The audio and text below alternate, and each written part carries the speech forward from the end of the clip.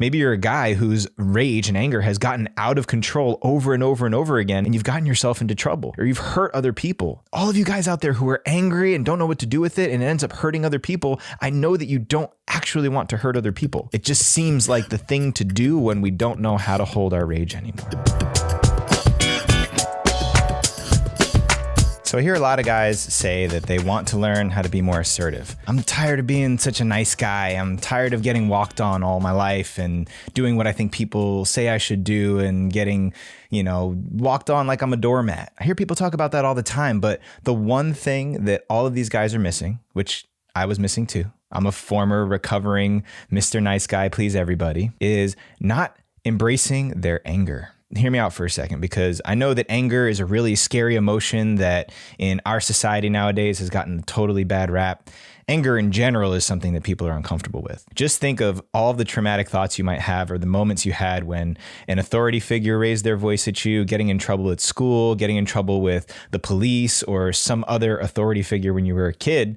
It was such a devastating moment. The compounding effect of those moments and experiencing anger from an authority figure gives us a certain orientation around anger. It's something that doesn't belong in our society, something we don't want to share with our children, something we don't want to embrace for ourselves, specifically anger from men. Now, I'm not saying that anger for women is not also part of a valid conversation, but when we talk about an angry man, a man who is fully enraged, who wants to rip his clothes off and beat his chest and break something because of the frustration and energy that he has, that's scary energy. That's big energy.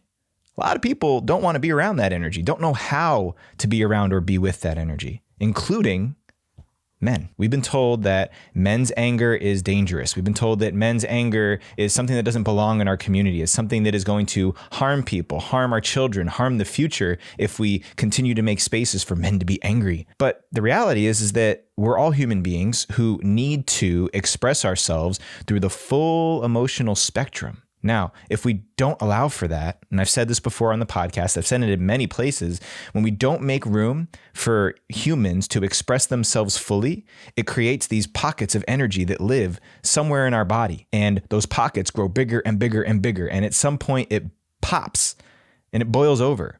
And then men become a headline. They become the guy who went in and shot up a bunch of people at the grocery store, or the guy who hit his kids or beat his wife or did something that socially is unacceptable. And I'm not saying that those actions are validated or excusable, because we all need to be held responsible to our actions. But what if we started to embrace our anger as men? What if you got to know your anger as a man? Now, where do you go to do this? That's like the biggest question. Where is it safe enough to express my anger? Not just in a physically safe, but an emotionally safe space. Where is it accepted for me to embrace my anger and demonstrate that full expression of my masculine power? I would wager to say that there's only spaces with other men where that energy gets to live and gets to be expressed with really clear agreements and parameters to keep everyone in there safe. It's not healthy for a man to go fully enraged and be completely mindless of his surroundings and the people that he's with. But with the right direction, the right care, the right support, a man can express himself fully all the way through until there's nothing left in that anger tank. I've experienced it myself. I've seen it hundreds of times with other men. There is a limit to that energy. That anger is finite. And if you allow yourself to experience it and really go into it all the way through, on the other side of that anger is usually sadness, grief, pain, long-standing pain that is just waiting to come out, but never had the right space or the right container or the right support system to hold it. And because of that, this man, any man who's never explored or experienced that for himself, doesn't even know what he's capable of. And that's a scary thought. I trust a man more who has a relationship with his anger, who knows what it looks like, who knows what it feels like when he's bubbling up inside and it pours over.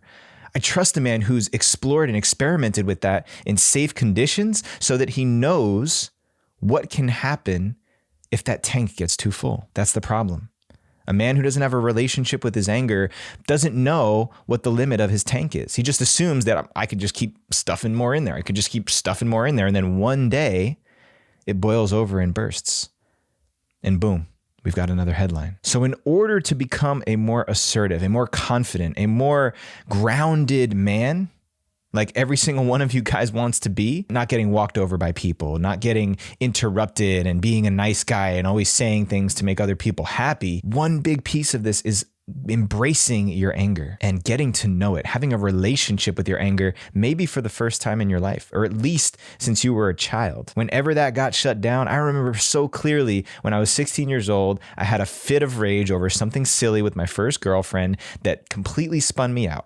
And there was nobody around me to support me in what I was experiencing. I didn't know what was going on. It was rage. I felt rage. I wanted to break something or someone. And of course, I didn't actually want to hurt somebody, but that's the feeling that was coming up in my body. I'll be the first one to raise my hand. It still happens to me, but I know what to do with that now. And I know where I can go to express that energy in a healthy and safe way.